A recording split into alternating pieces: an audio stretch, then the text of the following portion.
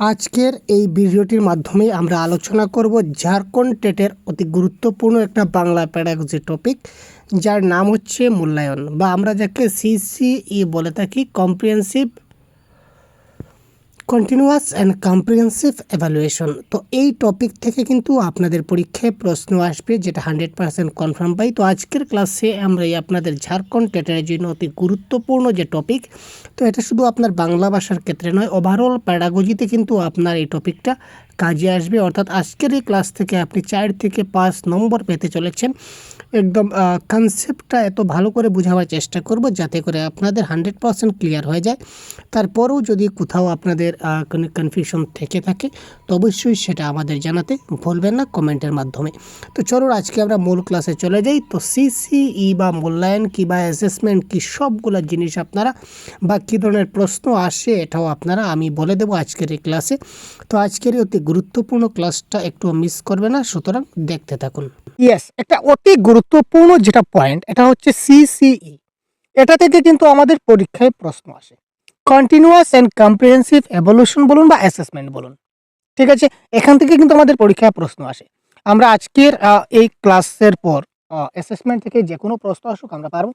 তো সিসিএম মানে কি, এক কথায় যদি বলি তাও আমরা বলতে পারি a holistic way of assessing student learning.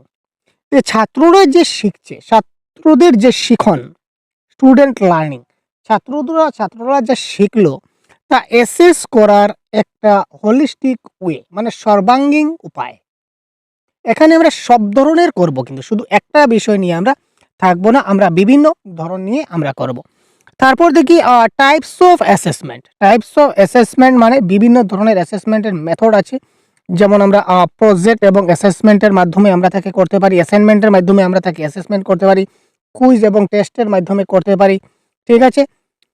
তো তার কি ফিচার্সগুলা কি আমরা একটু দেখে নিই। কি ফিচার্সগুলা, এটা হচ্ছে কি focus on understanding not just memorisation. আমরা ছাত্রদের যে অ্যাসেসমেন্ট করি আমরা ওটা চিন্তা করি যে ছাত্ররা আমার কথাগুলো ঠিকঠাকভাবে বুঝতে পারলো কিনা না, ছাত্ররা বুঝতে পারলো কিনা না, এটা আমার মুদ্রা বিষয়।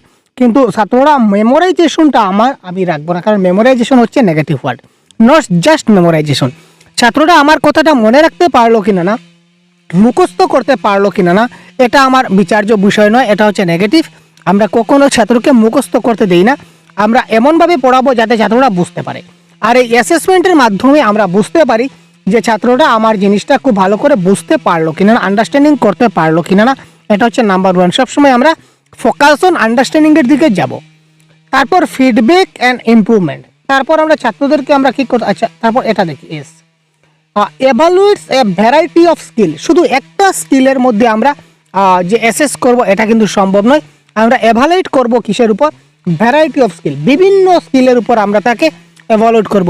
তার লেখা কীরকম, সে পড়তে কীরকম, সে খেলাধুলায় কীরকম, তার নাচ গানে কীরকম, তার মোরালিটি কীরকম, তারপর তার চলাফেরা কীরকম, তার ব্যবহার কীরকম, এইগুলো হচ্ছে ভ্যারাইটি অফ স্কিল।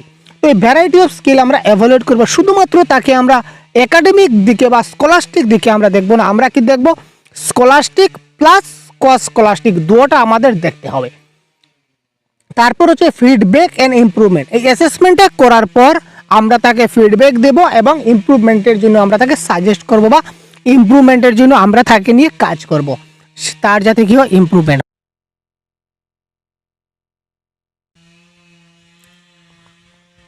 ঠিক আছে ভাই। তারপর আমরা দেখি include creative and hands on activities. এখানে আমরা যখন আমরা তাকে শিক্ষাদান করব বা যখন আমরা রিমেডিয়াল দেব বা অ্যাসেসমেন্ট করার পর যখন দেখব তার ঘাটতি রয়েছে, তখন আমরা কিভাবে তাকে পড়াতে পারি বা আগেও কিভাবে পড়াতে পারি, পরেও কিভাবে পড়াতে পারি, আমরা তাকে ক্রিয়েটিভ কিছু একটা করতে দেব, সৃজনশীল কিছু একটা কাজ করতে দেব, এবং সৃজনশীল ক্লাসে বা সৃজনশীল কার্যে সে যাতে অন্তর্ভুক্ত হতে পারে ওই জিনিসটা আমরা দেখব। এবং হ্যান্ডস অন অ্যাক্টিভিটিস, সে যাতে হাতে করে জিনিসটাকে শিখতে পারে এবং বুঝতে পারে, এই জিনিসটা আমরা খুব মানে মাথায় রাখবো। তাকে হ্যান্ডস অন অ্যাক্টিভিটিসের কাজগুলো আমাদের দিতে হবে। তারপর হচ্ছে include creative and hands on activities, যেটা এইমাত্র বললাম যে হ্যান্ডস অন অ্যাক্টিভিটিস দিতে হবে এবং ক্রিয়েটিভের দিকে বেশি ফোকাস দিতে হবে। নন ট্রিটমেন্ট অ্যান্ড কন্টিনিউয়াস, এখানে নন থ্রেটারিং। থ্রেটারিং মানে কি, তাকে কোনো ধরনের থ্রেটিং দেওয়া যাবে না, বা অর্থাৎ ভয়, শঙ্কা, ডর বা পানিশমেন্ট এই ধরনের কিছু তাকে দেওয়া যাবে না। এবং আমরা যেটা অ্যাসেসমেন্ট করব সেটা আমাদের কন্টিনিউয়াস প্রসেসে থাকবে, সবসময় চলতে থাকবে। ঠিক আছে। The main goal of CCA বা সিসিই, আমরা যদি বলি সিসিএ আসলে হবে কন্টিনিউয়াস অ্যান্ড কম্প্রিহেন্সিভ অ্যাসেসমেন্ট, আর যদি সিসিই আসে তাহলে হবে কন্টিনিউয়াস অ্যান্ড কম্প্রিহেন্সিভ এভালুয়েশন। তো এটার মুদ্রা মেইন গোলটা কি হবে, to understand A students progress in a 360 degree manner. অর্থাৎ তাকে, এই যে আগে বলেছিলাম হলিস্টিক, হলিস্টিক মানে কি অলরাউন্ড, তো অলরাউন্ড মানে তাকে সম্পূর্ণ 360 ডিগ্রি ম্যানারে আমাদেরকে যাচাই করতে হবে। তারপর আমরা এই টাইপস অফ অ্যাসেসমেন্ট নিয়ে আমরা নেক্সট স্লাইডে দেখব। এখানে আমরা দেখি জেনারেলি আমাদের 4 ধরনের অ্যাসেসমেন্ট আমরা পাই। জেনারেলি আমরা 4 ধরনের অ্যাসেসমেন্ট পাই। 1 নম্বর হচ্ছে ফরমেটিভ অ্যাসেসমেন্ট, 2 নম্বর হচ্ছে সামেটিভ অ্যাসেসমেন্ট, 3 নম্বর হচ্ছে পিয়ার অ্যাসেসমেন্ট, আর 4 নম্বর হচ্ছে সেলফ অ্যাসেসমেন্ট। ঠিক আছে। তো ফরমেটিভ অ্যাসেসমেন্টকে বলা হয় অ্যাসেসমেন্ট ফর লার্নিং, এটা মনে রাখবেন। ফরমেটিভ অ্যাসেসমেন্টকে বলা হয় অ্যাসেসমেন্ট ফর লার্নিং, সামেটিভ অ্যাসেসমেন্টকে বলা হয় অ্যাসেসমেন্ট অফ লার্নিং, আর সেলফ অ্যাসেসমেন্টকে বলা হয় অ্যাসেসমেন্ট এজ লার্নিং, এটা আমরা মাথায় রাখবো, এজ লার্নিং। পিয়ার অ্যাসেসমেন্টকে বলা হয় অ্যাসেসমেন্ট এট লার্নিং। ঠিক আছে, মনে থাকবে। আবার একবার রিভাইজ করে দিচ্ছি। ফরমেটিভ অ্যাসেসমেন্টকে বলা হয় অ্যাসেসমেন্ট ফর লার্নিং, ফর থেকে ফরমেটিভ মাথায় রাখবেন। সামেটিভ অ্যাসেসমেন্টকে বলা হয় অ্যাসেসমেন্ট অফ লার্নিং। সেলফ অ্যাসেসমেন্টকে, সেলফ মানে নিজে স্বয়ংক্রিয় যেটা আমরা অ্যাসেসমেন্ট করব, এটাকে বলা হবে assessment of learning, as learning, দুঃখিত। সেলফকে বলা হবে এজ, আর পিয়ার অ্যাসেসমেন্টকে বলা হবে এট লার্নিং। আমি এখানে সংক্ষিপ্তভাবে লিখে দিচ্ছি, এটা হবে ফর, এটা হবে এট, এটা হবে এস, আর এটা হচ্ছে এখানে অফ থাকবে। মনে থাকবে। অ্যাসেসমেন্ট ফর লার্নিং মানে কি স্যার, মানে ফরমেটিভ অ্যাসেসমেন্ট, একই ব্যাপার। পরীক্ষায় আপনার ফরমেটিভ অ্যাসেসমেন্ট আসতে পারে বা অ্যাসেসমেন্ট ফর লার্নিং আসতে পারে, এ ব্যাপার কিন্তু একই ব্যাপার। বা পরীক্ষায় যদি দেয় আপনার অ্যাসেসমেন্ট অফ লার্নিং, তো অ্যাসেসমেন্ট অফ লার্নিং মানে কি, সাবমেটিভ অ্যাসেসমেন্ট। বুঝা গেল। তো এবার আমরা দেখি হোয়াট ইজ ফরমেটিভ অ্যাসেসমেন্ট। এবার আমরা 4টা অ্যাসেসমেন্ট ভালো করে দেখে নেব, তারপর অ্যাসেসমেন্ট থেকে যে কোনো প্রশ্ন আর পরীক্ষায় একটু ধামাকাদার আমি কারেক্ট করে আসবে। ফরমেটিভ অ্যাসেসমেন্ট মানে কি, conducting during the teaching process to monitor progress and provide feedback. এক কথায় যদি আমার ভাষায় যদি আপনাদের আমি বোঝাই, তাহলে আমি এটা বলতে পারি যে ফরমেটিভ অ্যাসেসমেন্ট হচ্ছে এমন একটা অ্যাসেসমেন্ট যেখানে যে কোনো সময় যে কোনোভাবে আমি ছাত্রকে অ্যাসেসমেন্ট করতে পারি। যেমন ধরুন আমি ক্লাসে গিয়ে পড়াচ্ছি, পড়াতে পড়াতে পড়ে একটা গল্প পড়ালাম, বা একটা গল্প বাদ দিন, আমি একটা প্যারাগ্রাফ পড়লাম। তো প্যারাগ্রাফ পড়তে পড়তে হঠাৎ আমি একটা ছাত্রকে দাঁড় করালাম, এই রাজু তুমি দাঁড়াতো ভাই, এই যে আমি পড়লাম, এই যে পাঠটা আমি পড়লাম, তো এই এই পাঠে দুজন বন্ধুর কথা বলা হয়েছিল, তো এই 2 বন্ধুর নাম কি কি? এখন সে যদি আনসারটা আপনাকে দিতে পারে, তাহলে আপনি বুঝলেন যে সে আপনার কথাগুলো খুব মনোযোগ সহকারে শুনছে এবং বুঝতে পারেছে। তার মানে এই যে আপনি দাঁড় করিয়ে তাকে জিজ্ঞাসা করলেন, এই যে পাঠ চলাকালীন সময়ে আপনি যে তাকে মূল্যায়নটা করলেন, এটাই হচ্ছে ফরমেটিভ মূল্যায়ন বা ফরমেটিভ আকলন আমরা বলতে পারি, বা গঠনমূলক, বাংলায় এটাকে গঠনমূলক বলা যেতে পারে। ঠিক আছে। আবার আরেকটা উপায়, বিভিন্ন উপায়ে ফরমেটিভ অ্যাসেসমেন্ট বিভিন্ন উপায়ে করা যায়। আহ, ধরে নিন ধরে নিন আপনি সাপ্তাহিক টেস্ট নিচ্ছেন, সাপ্তাহিক টেস্ট বা ইউনিট টেস্ট আমরা যেগুলা বলি, ইউনিট টেস্ট বা সাপ্তাহিক টেস্ট বা প্রতিদিনের টেস্ট, এই যে টেস্টগুলো হবে এইগুলো কিন্তু ফরমেটিভ অ্যাসেসমেন্ট। আপনি বলেন যে প্রত্যেক সপ্তাহে তোমাদের আমি একটা টেস্ট নেব, তো এই টেস্টটা হবে, এই যে টেস্টটা প্রত্যেক সপ্তাহে যেটা যেটা আপনি টেস্ট নেবেন, এটা হচ্ছে ফরমেটিভ। যে কোনো তাতে যখনই আপনি যে কোনোভাবে আপনার পড়ার প্রক্রিয়া চলাকালীন অবস্থায় সবসময় মনে রাখবেন যে ফরমেটিভ অ্যাসেসমেন্টটা ডিউরিং হবে, during teaching learning process, during process মনে রাখবেন। ফরমেটিভ অ্যাসেসমেন্টটা সবসময় ডিউরিং হবে, চলাকালীন, পাঠ চলাকালীন সময়ে আপনি হঠাৎ, যেমন আমি ক্লাস করাতে করাতে হঠাৎ আপনাদের যদি কোনো একটা প্রশ্ন করি যে এই প্রশ্নের কারেক্ট আনসার কি হতে পারে, খুব তাড়াতাড়ি আপনারা কমেন্ট বক্সে জানান তো। তো এটা হচ্ছে কি ধরনের অ্যাসেসমেন্ট, ফরমেটিভ অ্যাসেসমেন্ট। ক্লিয়ার? তো ফরমেটিভ অ্যাসেসমেন্ট আমরা কি করতে পারি, পরবর্তী সময় শুধরানোর একটা সুযোগ থাকে। যে ছাত্রটা যদি ভুল করে, তো সে যদি ভুল করে বা তার যদি আমি একটা টেস্ট নিলাম, ধরে নিন আমি একটা ইউনিট টেস্ট নিলাম, উইকলি যে টেস্ট হয় এই টেস্টটা আমি নিলাম, এই স্যাটারডে আমি একটা টেস্ট নিলাম, টেস্ট নিয়ে দেখলাম যে না এখানে তো আমার কয়েকজন ছাত্র আছে তাদের মানে খুব তাদের অবস্থা খুব খারাপ মানে বেগতিক। তখন আমি কি করলাম, তাদের ইমপ্রুভমেন্টের জন্য ব্যবস্থা করলাম, তাদের আমি রিমিডিয়াল টিচিংয়ের মাধ্যমে বা তাদের ফিডব্যাক দিয়ে বা মোটিভেট করে যে কোনো উপায় থাকে আমি মানে সবার সঙ্গে যাতে সে সমান যাতে স্যার মানে সে যদি একটু আগে মানে যেতে পারে আর কি, মানে সমানভাবে তার যে সে যে পিছিয়ে পড়েছিল সে যাতে আগে যেতে পারে এই ধরনের প্রত্যাশা করা, মানে এখানে ইমপ্রুভমেন্টের চান্স আছে। টু ইমপ্রুভ লার্নিং, তার মিনিংটা হচ্ছে কি টু ইমপ্রুভ লার্নিং, তার লার্নিংটা যাতে ইমপ্রুভ করতে পারি। আইডেন্টিফাই স্ট্রেংথ অ্যান্ড উইকনেস, কোথায় তার স্ট্রেংথ আছে কোথায় তার দুর্বলতা আছে এটা আমরা বুঝতে পারি ফরমেটিভ অ্যাসেসমেন্টের মাধ্যমে। মডিফাই টিচিং মেথড, এবার যদি আমি বুঝি যে না আমার ছাত্রটা মোটেই তো বুঝতে পারছে না, তাহলে শিক্ষক কী করবেন, তার যে শিক্ষার যে পড়ানোর যেটা পদ্ধতি, এই পড়ানোর পদ্ধতিটা ইনি কী করবেন পরিবর্তন করবেন যাতে করে তার ছাত্ররা বুঝতে পারে। ক্লিয়ার? তো তার কি ফিচার্স যদি বলি তাহলে বলবো কন্টিনিউয়াস অ্যান্ড ফিডব্যাক ওরিয়েন্টেড। এটা কন্টিনিউয়াস চলবে, ফরমেটিভ অ্যাসেসমেন্টটা কখনো স্টপ হবে না বা ব্রেক হবে না, এটা কন্টিনিউয়াস চলতে থাকবে। কখন হবে কোন সময় হবে কোনো বলা যাবে না, যখন ইচ্ছে তখন হতে পারে, দ্যাট ইজ কল্ড ডিউরিং। মনে রাখবেন সেটা ডিউরিং হবে, কন্টিনিউয়াস হবে এবং সেটা ফিডব্যাক ওরিয়েন্টেড হবে, ফিডব্যাকটাকে গ্রাহ্য করা হবে। এবার আমরা যাই সামেটিভ অ্যাসেসমেন্টে। ক্লিয়ার? তো সামেটিভ অ্যাসেসমেন্ট মানে এমন একটা অ্যাসেসমেন্ট যেটা হচ্ছে ফাইনাল জাজমেন্ট, যেটা ফাইনাল এক্সাম আমরা যেটা বলি, তারপর ইমপ্রুভমেন্টের কোনো চান্স নাই। এখানে দেখেছিলাম যে ছাত্ররা যদি ভুল করে তো তাকে শুধরানোর একটা সময় দেওয়া হয় বা সুযোগ দেওয়া হয়, কিন্তু সামেটিভ অ্যাসেসমেন্টে তাকে কি করা হয় না, তাকে শুধরানোর কোনো ব্যবস্থা করা যায় না। যেমন ধরুন final exam like CTET exam, আপনি সিটেট এক্সাম দিচ্ছেন, আপনি এক্সাম একবার দিয়ে দিলেন, তো এক্সাম আপনি একবার দিয়ে দিলেন, ফাইনাল আপনি একবার এক্সাম দিয়ে দিলেন, তারপর যদি বাড়িতে এসে দেখেন যে আনসার কি সঙ্গে মিলিয়ে যদি দেখলেন যে না আমার তো এই আনসারগুলো ভুল হয়ে গেছে, আপনি কি সঙ্গে সঙ্গে আপনার সিটেটের সেটা কি পরিবর্তন করতে পারবেন? পারবেন, তবে নেক্সট ইয়ার এই সেশনে আর তো সম্ভব নয়, এই পরীক্ষায় তো আপনাকে আর মানে পরিবর্তন করার কোনো চান্স নাই, যেটা ভুল হলো সেটা হলোই।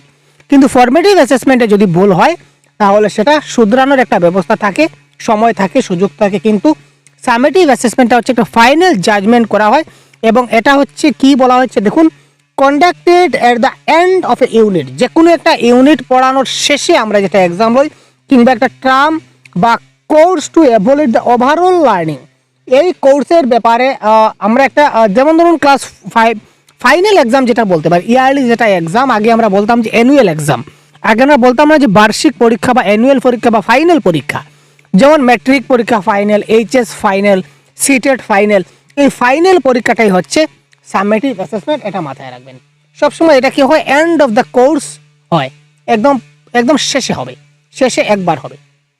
বা সেমিস্টার এক্সাম বছরে না হয় 6 মাসে হতে পারে, যেমন আমরা কলেজে যে বর্তমানে সেমিস্টার পড়ি, তো সেমিস্টার ফাইনাল আপনি দিয়ে দিলেন, তারপর যদি ভুল হয় তাহলে কি আপনি শুধরাতে পারবেন না। কিন্তু সেমিস্টারের আগে যে ইউনিট টেস্ট হয়, এই ইউনিট টেস্টগুলো যদি আপনি সমস্যা করেন বা কোথাও যদি আপনার দুর্বলতা থাকে, এটা আপনি সংশোধন করতে পারবেন। তো unit test is known as formative assessment. আর ফাইনাল যে আমরা semester exam, CTET exam, annual exam, বার্ষিক পরীক্ষা, এইগুলো হচ্ছে কি আমাদের সামেটিভ এক্সাম। তো এবার পাঠের ভাষায় কি বলেছে আমরা দেখি, মেজার অ্যাচিভমেন্ট, সে কতটুকু অর্জন করতে পারলো তার একটা পরিমাপ করতে পারি। এই সিটেট আপনি দিলেন, ফাইনাল দিয়ে দিলেন, জাজমেন্ট হয়ে গেল, তো আপনি কত স্কোর করলেন সেটা একটা মেজারেবল হিসাবে আপনার কাছে চলে আসবে ফাইনালি। অ্যাসাইন গ্রেডস এবং মার্কস, এখানে সিটেট আপনি কত মার্ক পেলেন বা কোন গ্রেড পেলেন এটা আপনাকে দেওয়া হবে। প্রমোট অর সার্টিফাই স্টুডেন্ট, এই সার্টিফাইকে কী করা হবে, প্রমোট করা হবে। আপনি যদি সিটেট কোয়ালিফাই করেন তো পরবর্তী সময়ে আপনি অ্যাপ্লাই করতে পারবেন টিচিং জবে, আর যদি আপনার মানে প্রমোশন হলো, আর যদি আপনি পরীক্ষা পাস করতে না পারেন তাহলে আপনি এই ক্লাসে রয়ে গেলেন, প্রমোট হলো না, তাই না ভাই? যদি আপনি ম্যাট্রিক পরীক্ষা যদি আপনি কোয়ালিফাই করেন, ফাইনাল এক্সামে যদি আপনি কোয়ালিফাই করতে পারেন তাহলে আপনাকে প্রমোট করা হবে ক্লাস 11-এ, আদারওয়াইজ আপনি পরবর্তী নেক্সট ইয়ারে আপনাকে আবার এটা দিতে হবে, তাই না? বোঝা গেল? আশা করি বোঝা গেল। তো conducted at the end and result oriented, মনে রাখবেন এটা হচ্ছে কি আমাদের রেজাল্ট ওরিয়েন্টেড, রেজাল্টের উপর ভিত্তি করে, জাজমেন্টের উপর ভিত্তি করে, এখানে একটা পয়েন্ট দেওয়া নাই, এটা হচ্ছে জাজমেন্টাল। এই সামেটিভ অ্যাসেসমেন্টের দ্বারা আমরা কি করতে পারি, আমরা জাজমেন্ট করতে পারি। আর এটা হচ্ছে কি ফিডব্যাক ওরিয়েন্টেড, এটা মাথায় রাখবেন। তারপর আমরা ঝট করে দেখে নিই সেলফ অ্যাসেসমেন্ট। সেলফ অ্যাসেসমেন্ট হচ্ছে নিজে নিজেকে মূল্যায়ন করা, নিজে নিজেকে মূল্যায়ন করা। আপনি সিটেট এক্সাম দিতে চলেছেন, আপনি নিজে নিজেকে মূল্যায়ন কি করে করবেন, মক টেস্টের মাধ্যমে। আপনি নিজে নিজে মক টেস্ট দেবেন, দিয়ে দেখবেন যে আপনার কোন টপিকে সমস্যা হচ্ছে, কোথায় আপনার সমস্যা রয়েছে, কোথায় আপনি কোন টপিকটা আপনি পারছেন না, বা কোথায় আপনার কমতি রয়েছে, কোন টপিকে আপনি স্ট্রং রয়েছেন, কোন টপিকে আপনি উইক রয়েছেন। এটা নিজে নিজেকে যে মূল্যায়ন করবেন, নিজে নিজেকে মূল্যায়ন করার মাধ্যমটা কি স্যার, মক টেস্ট দেওয়া। তো নিজে নিজে যেভাবে আপনি মক টেস্ট দেবেন, দিয়ে আপনি দেখলেন যে না আমার তো এই টপিকে সমস্যা রয়েছে, তার মানে আমার এই টপিকটা আরও ভালো করে পড়তে হবে, ঠিক আছে। তো আপনি কি করেন, এই যে ফাইনাল পরীক্ষায় যাওয়ার আগে আপনি আবারও কি করলেন, এটাকে আপনি মজুত করার জন্য আপনি প্রচেষ্টা চালালেন। তো এখানেও কিন্তু আমাদের কি আছে, আমরা রিকভারি করার সময় পাই, কিন্তু সামেটিভ অ্যাসেসমেন্টে রিকভারি করার সময় পাই না। তো সেলফ অ্যাসেসমেন্ট হচ্ছে নিজে নিজেকে মূল্যায়ন করা। Students evaluate their own work, ঠিক আছে, student evaluate their own work. একবার একটা প্রিভিয়াস ইয়ার কোয়েশ্চেন এসেছিল, আমরা দেখেছিলাম যে একটা পোর্টফোলিও ফাইল, একটা পোর্টফোলিও অ্যাসেসমেন্ট একটা টুলকে বলা হয় পোর্টফোলিও, যে একটা পোর্টফোলিও ফাইলে একটা ছাত্র তার নাম ছিল রানু, ঠিক আছে। তো রানুকে বলা হলো একটা জিনিস, দেখবেন আমি জাস্ট এক্সাম্পল দেওয়ার জন্য বুঝাচ্ছি আপনাদের, এই গল্পটা শোনাচ্ছি। গল্প নয়, এটা একটা প্রশ্ন, প্রিভিয়াস ইয়ার কোয়েশ্চেনে আসা প্রশ্ন। তো একটা ছাত্র ছিল, তার নাম ছিল রানু। তো তার যে টিচার ছিলেন, টিচার তাকে কি বললেন, যে তুমি একটা কাজ করো, তুমি তো আর্টে খুব ভালো, তুমি প্রত্যেক দিন এই মাসে টোটাল আমাদের 24 দিন স্কুল হবে, 24 দিন স্কুল হবে। এই 24 দিনে তুমি কি করো, 24টা পিকচার বা 24টা আমাদের আর্ট করে আমাদের এনে দেবে, ঠিক আছে। তো এই রানু কি করলো, স্যারের কথা মতো 24 দিন স্কুল হলো, এবং 24 দিনে সে কী করলো, সেই 24টা ফটো মানে সে নিজে আর্ট করে আর কি, আর্ট পেপার এ4 সাইজে সে আর্ট করেছিল, আর্ট করে সে স্যারকে এনে দিল। স্যার কী করলেন, একটা ফাইলে এই প্রত্যেক দিনের যেমন একটার পর একটা এইভাবে 24 দিনে 24টা তিনি রাখলেন। তো এই যে স্যার যে ফাইলে রাখলেন, এই তার সবগুলা সংরক্ষিত যে তার ডকুমেন্টগুলো স্যার একটা ফাইলে রাখেন, তো file is known age portfolio, আমরা সবাই জানি। তো স্যার কী করলেন, তাকে এই যে সবের শেষ দিন, লাস্ট দিন সে জমা দেওয়ার পর, তাকে এর পরের দিন আপনি স্যার তাকে ডাকলেন, দেখে বললেন রানু তুমি এদিকে একবার এসো তো। স্যার আসলাম, এখানে 24টা আছে, হ্যাঁ, এর মধ্যে সবচেয়ে সুন্দর এবং ভালো দেখে 5টা ছবি তুমি বের করো। এখান থেকে তুমি 5টা ছবি, এখান থেকে তুমি 5টা আর্ট, তুমি তো আর্ট করেছো 24টা, সবগুলো তো তোমার। হ্যাঁ স্যার, সবগুলো আমার।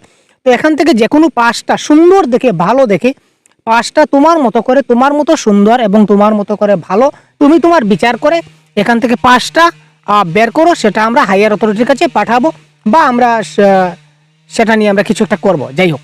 তো রানু কী করলো, এই ক্ষেত্রে এই 24টা থেকে সুন্দর সুন্দর করে 5টা সে কী করলো, বের করে নিল।